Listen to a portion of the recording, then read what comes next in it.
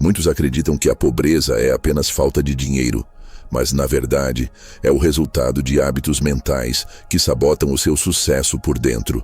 Não é o seu entorno, nem a sua origem, nem sequer o seu nível de estudos que determina o seu futuro.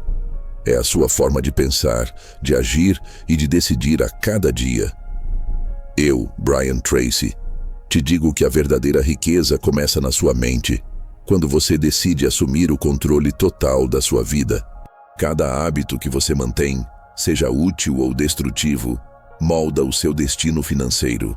Se hoje você está lutando, não é porque está condenado ao fracasso, mas porque ainda não rompeu com os padrões que te mantêm limitado.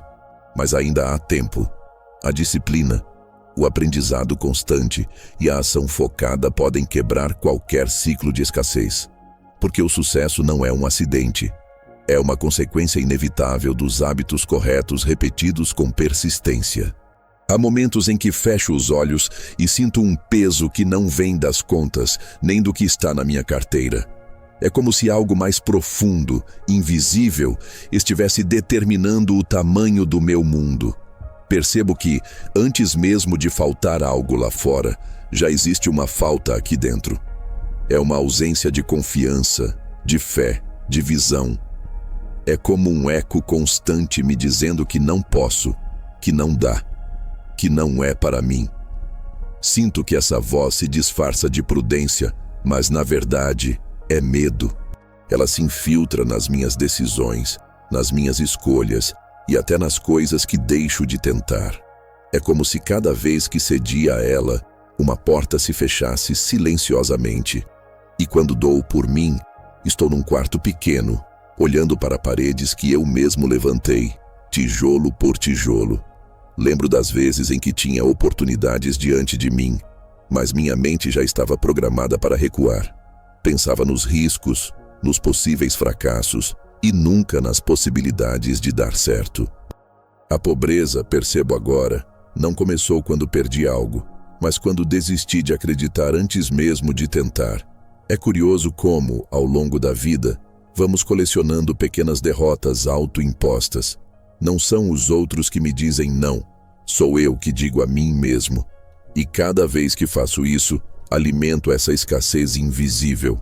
Ela se torna uma lente através da qual vejo tudo, as pessoas, as chances, o futuro. Respiro fundo e percebo que, quando minha mente se fecha, meu mundo também se fecha.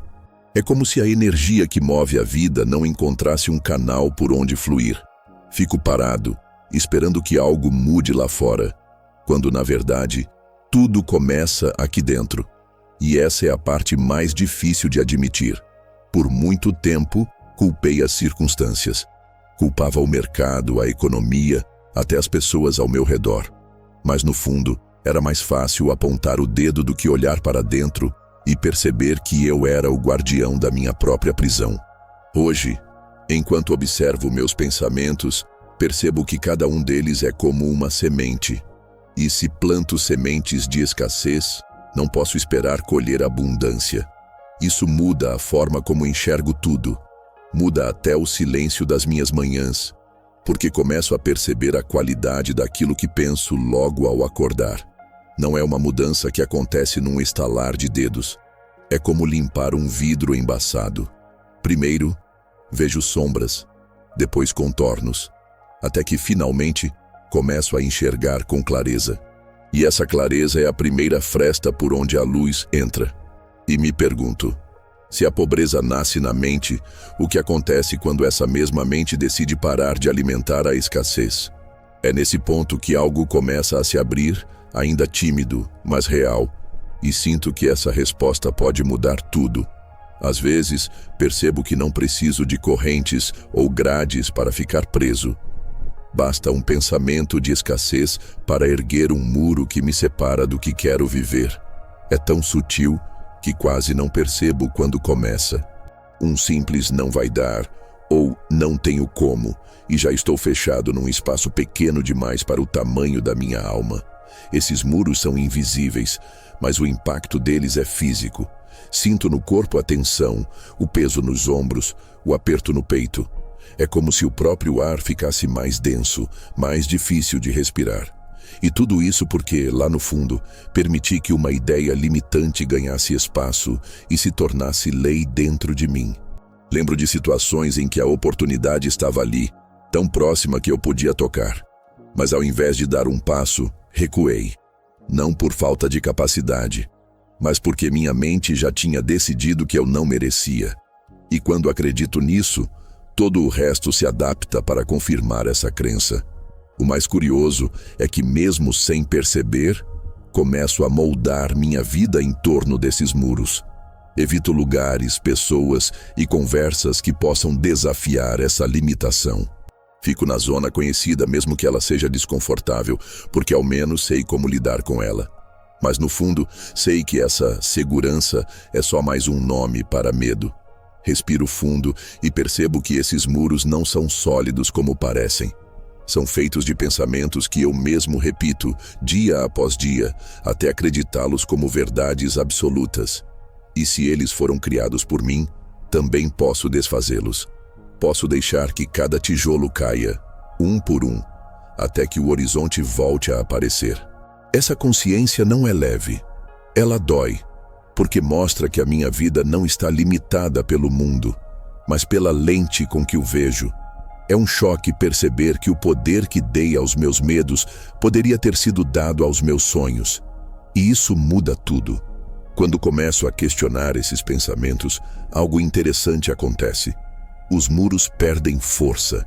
Vejo pequenas rachaduras por onde a luz entra, e com essa luz vem a coragem. Coragem de tentar, de sair, de ver o que existe além.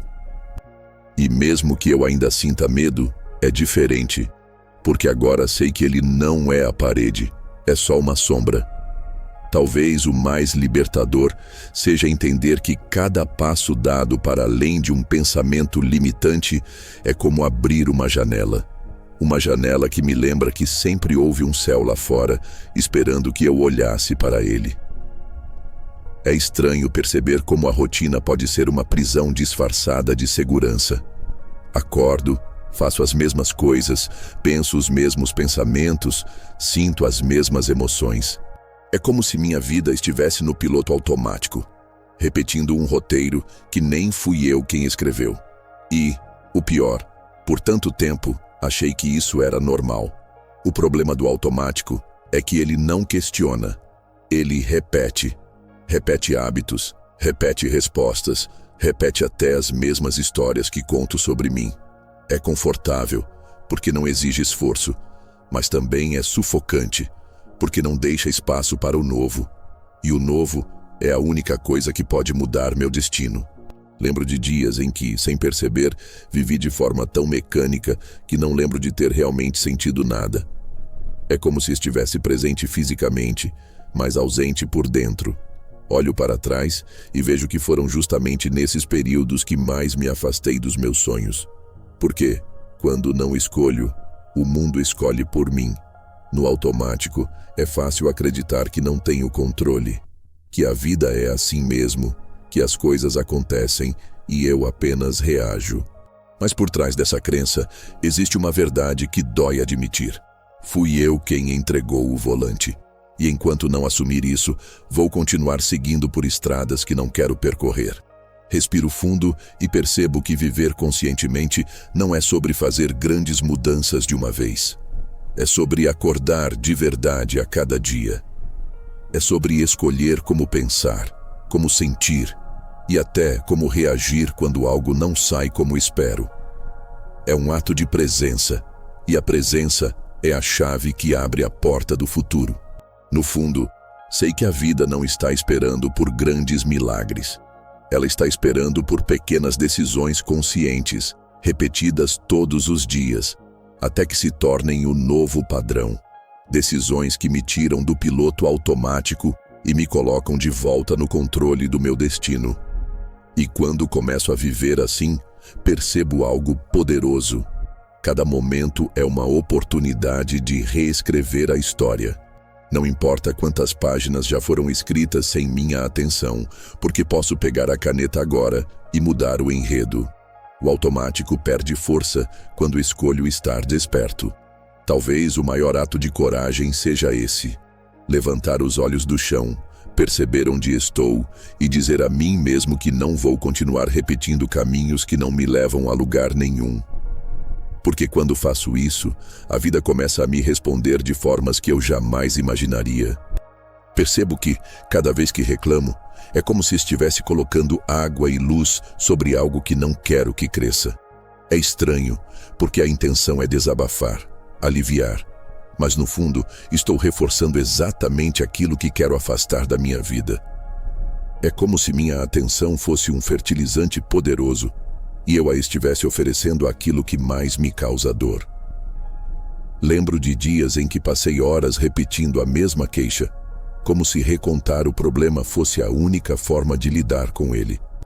E sem perceber, cada repetição deixava a situação mais viva dentro de mim. Era como se as palavras se transformassem em raízes invisíveis, se espalhando pelo meu interior e ocupando todo o espaço que poderia ser usado para algo melhor. O mais curioso é que, quando reclamo, meu corpo também muda. Minha postura encolhe, minha respiração fica curta, minha energia cai. É como se cada célula estivesse obedecendo ao comando das minhas palavras, criando dentro de mim o mesmo peso que sinto do lado de fora. A reclamação não é só um hábito mental, é um estado físico. E ainda assim, muitas vezes, me pego começando frases com "o problema é automático, quase imperceptível, mas extremamente poderoso. Porque a mente não distingue o que é real do que é repetido. Para ela, se digo 1000 vezes que algo é ruim, isso se torna minha realidade. E assim, a semente indesejada cresce.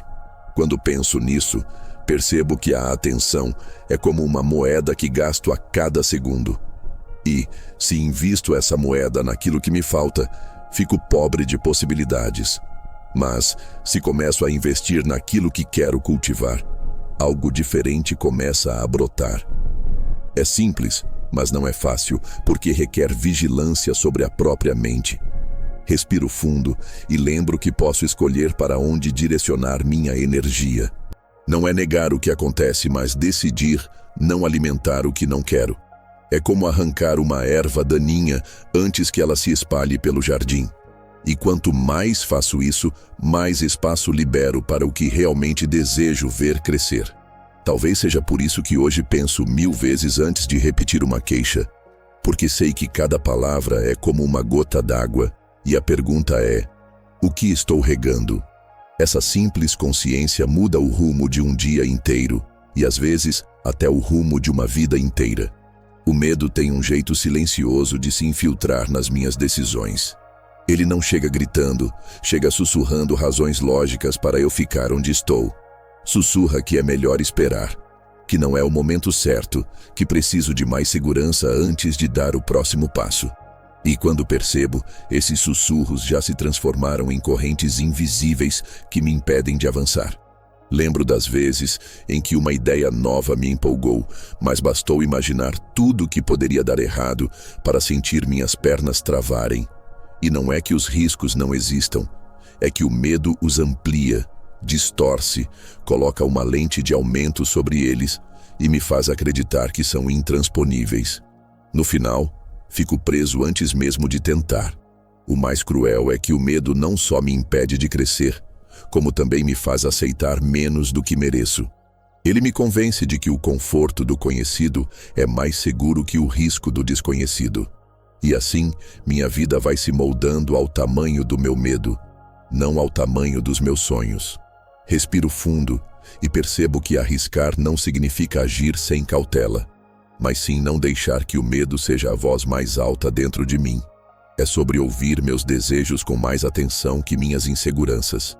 É sobre lembrar que toda mudança carrega desconforto, mas que é esse desconforto que abre portas que antes pareciam trancadas. Entendo que o medo, no fundo, não é o inimigo.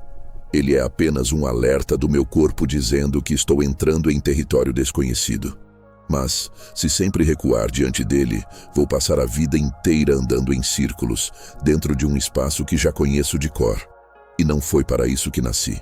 Quando aceito isso, começo a olhar para o medo como um sinal de que estou no caminho certo, o caminho que vai me tirar do que é pequeno e me levar para algo maior.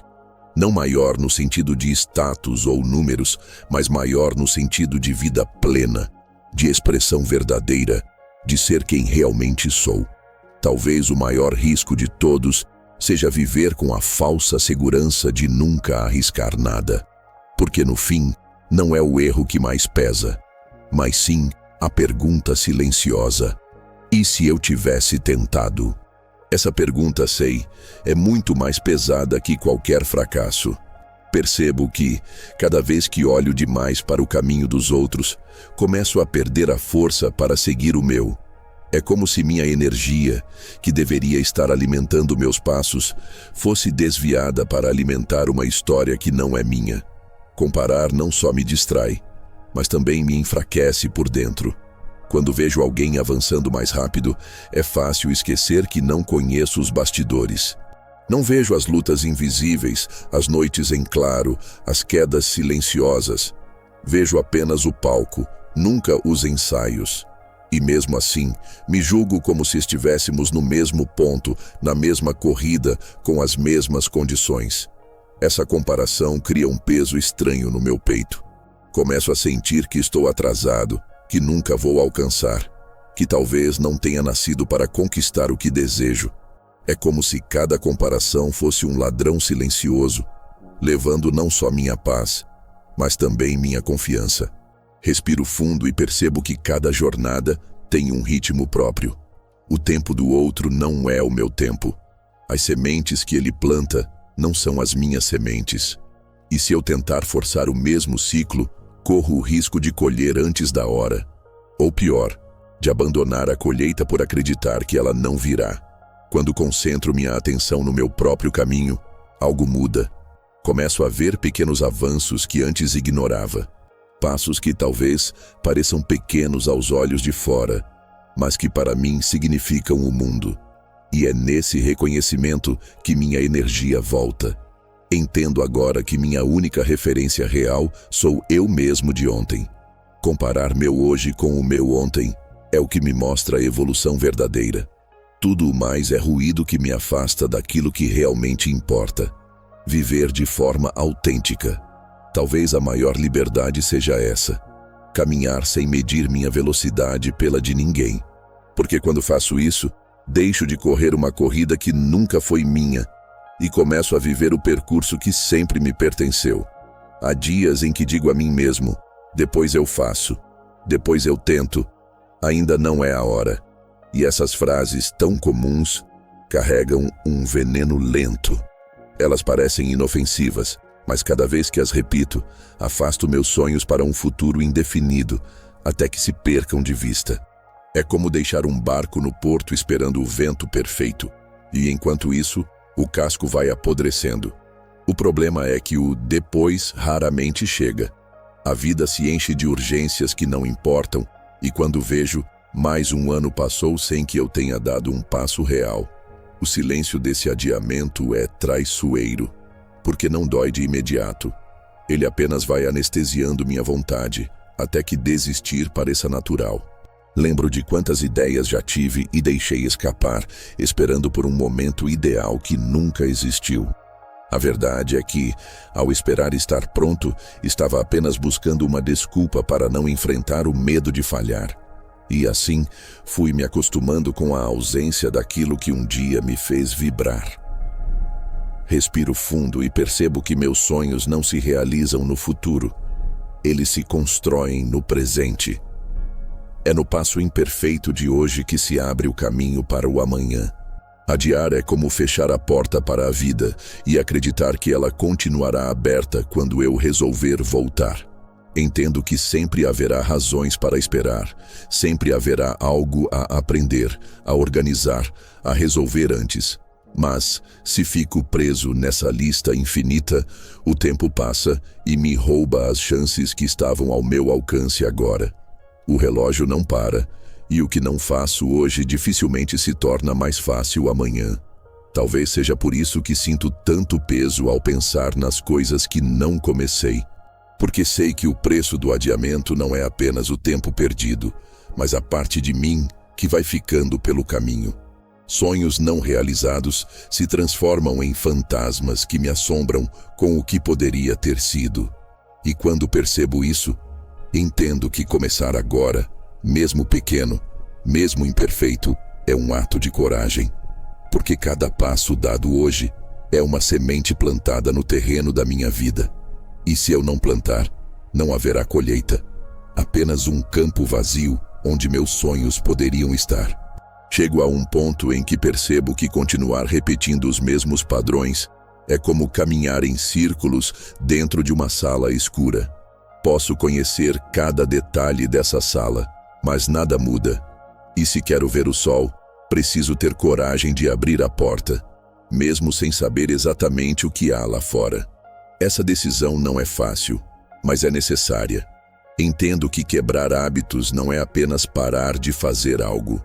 É substituir a velha engrenagem por uma nova, feita de escolhas conscientes.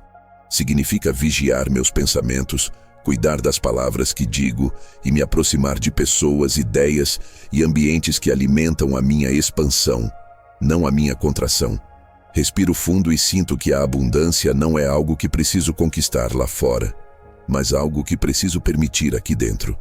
Ela já está presente, como um rio que sempre correu, mas que foi bloqueado por pedras que eu mesmo coloquei. E cada vez que escolho um novo pensamento, retiro uma dessas pedras. Percebo que não se trata de lutar contra a escassez, mas de fortalecer o fluxo da abundância. Porque, quando foco no que está errado, gasto energia demais tentando controlar o que não posso. Mas, quando cultivo o que é bom, o que me eleva, começo a atrair mais do mesmo, quase sem esforço. Essa escolha é diária e às vezes precisa ser feita várias vezes no mesmo dia. Não é um momento único de iluminação, mas uma prática contínua, como respirar. Quanto mais faço, mais natural se torna, até que minha mente comece a operar nesse novo padrão por conta própria.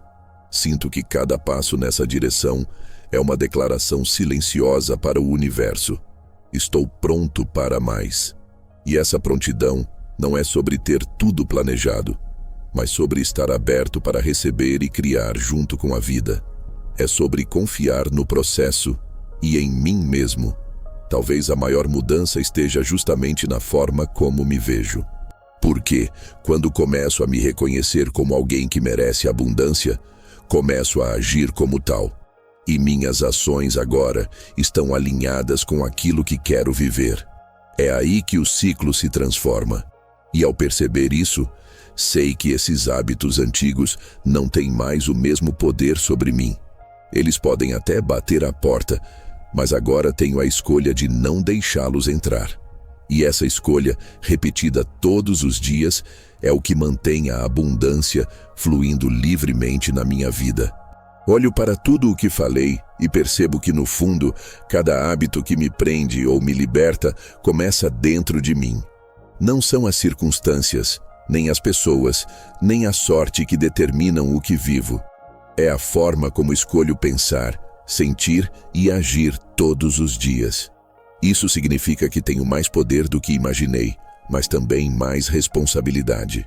Pergunto a mim mesmo: quantos sonhos já deixei de viver porque alimentei padrões que me mantinham pequeno? E se hoje decido mudar, que novas portas podem se abrir?